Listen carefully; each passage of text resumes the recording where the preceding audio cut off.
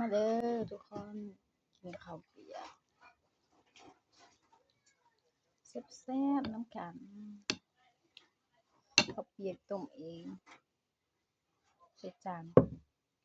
มีชิ้นหมูลูกชิ้นน้อยหนึงแล้วก็ผักอันจากสวนเฮาเก็บมาจากสวนนะฮ้อนยังฮ้อนอยู่เลย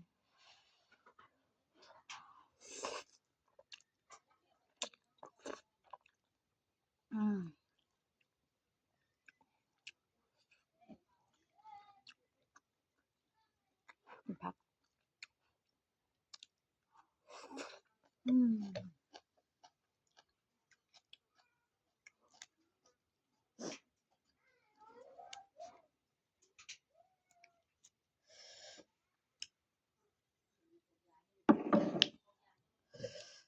คุยกะปิ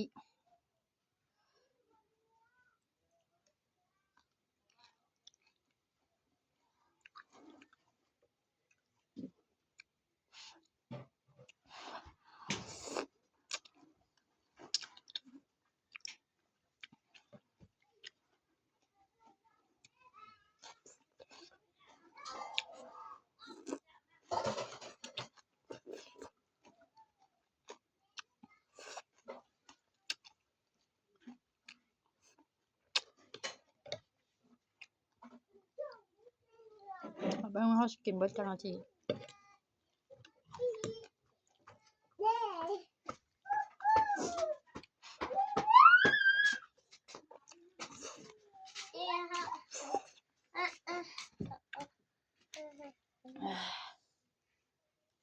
กินลูกชิ้นนะไปนำแม่อุ่ยล่ะอันนี้มาแล้วมึงยากก็มึงหลายเทื่อแล้วเข้ามาพาน้องเข้ามา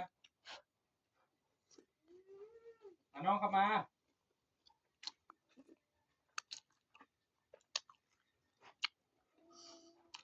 ตายแล้วไปเซ็ตรถมานี่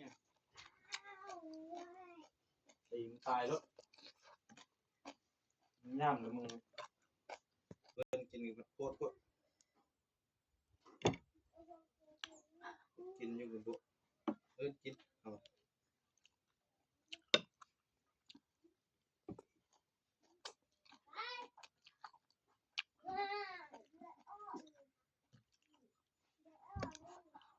มันมีของบุคคลกับบทแซ่บมาถาม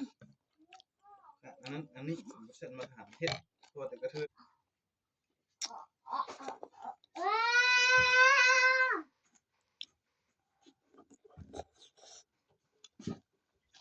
ไปลงไปเลยเอากูจะไม่เอาไปลงไปเลยเดี๋ยวต้องใส่กับกูไปว่ะตีประตูไว้เข้ามา